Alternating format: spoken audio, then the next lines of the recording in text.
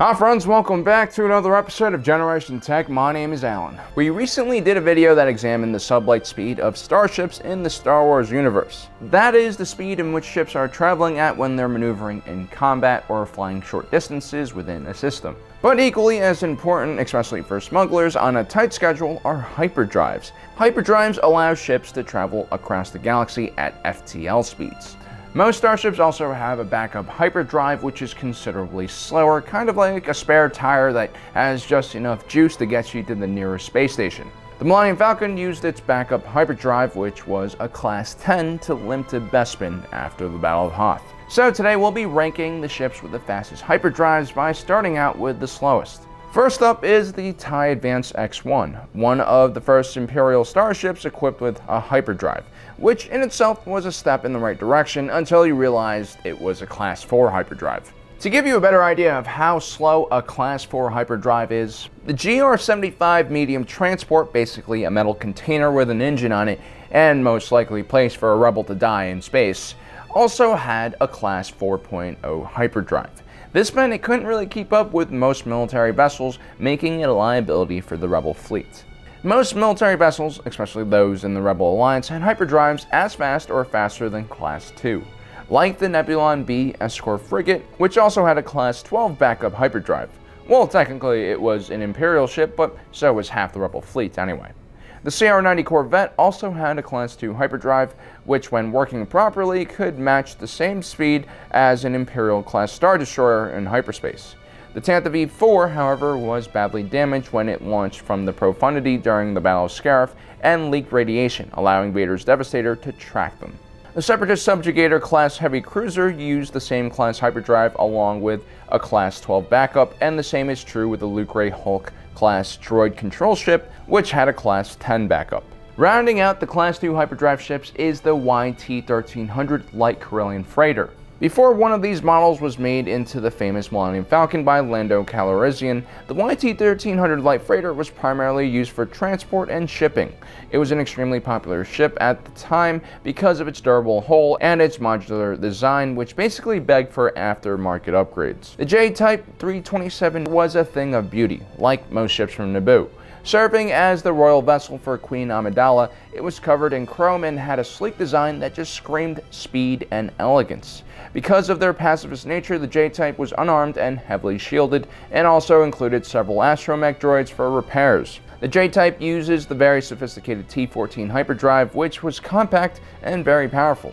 It was considered a Class 1.8 hyperdrive.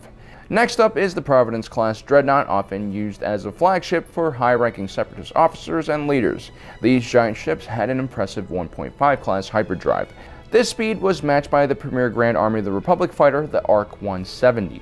Used for long-range reconnaissance missions, the ARC-170 was one of the smallest mass-produced ships at the time to have such a fast hyperdrive. The Consular-class cruiser used by the Republic judicials and officials also had a 1.5 class hyperdrive, allowing it to quickly traverse the galaxy on official Republic business. Count Dooku's Solar Sailor also had the same class of hyperdrive. Our next few ships will all have Class 1 hyperdrives, which is the fastest mass-produced hyperdrive class. Starting off with the Carrion Spike. This stealth corvette was the personal ship of Moff Tarkin and featured some of the most advanced cloaking technology in the Empire. The Carrion Spike was considered the fastest ship in the entire Imperial Navy. The MC-80A Star Cruiser served as the main capital ship of the Alliance to restore the Republic.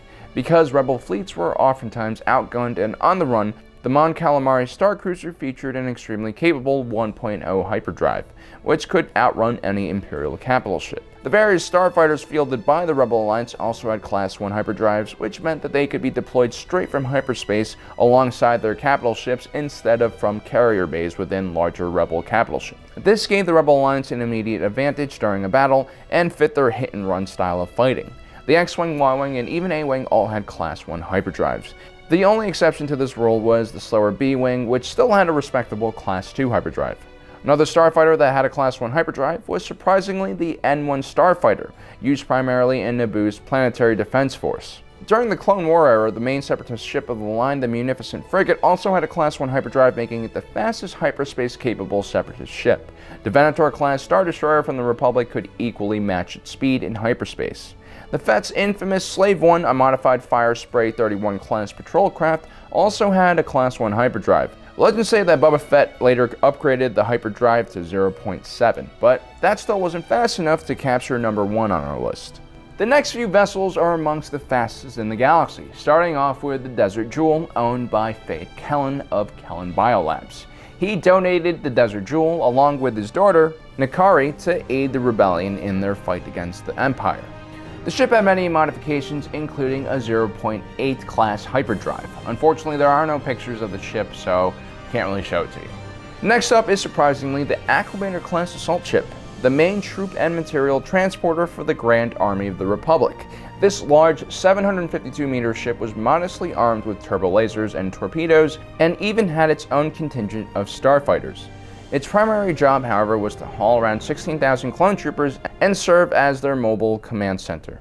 To ensure it got to the front lines even faster than its support ships like the Venator, the Acclimator class assault ship had a 0.6 class hyperdrive. The fastest ship in the galaxy is actually a title shared by 2 ships. One is the J-type Starskiff. Similar to the J-type 327 yacht used by Queen Amidala, this ship was given to Padme after she abdicated from the throne. Usually only reserved for the monarch, the J-type Starskiff had a class 0.5 hyperdrive, which meant it only had one equal, the Millennium Falcon.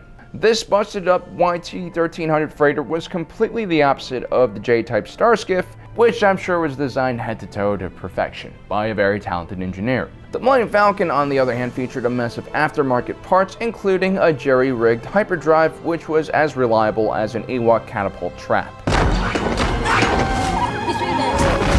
It still amazes me how that ship has survived all these years. Well guys, there you have it. Those are the fastest ships in the Star Wars galaxy based on their hyperdrive ratings. Don't forget to subscribe, hit that notification button, and like us on Facebook. And a special thanks to all you Patreon supporters out there. Remember guys, your hyperdrive is only as fast as its operational speed, which means if it's not operational, it's dead weight, like C-3PO. Well guys, thanks for joining us today. If you're watching this, you are Generation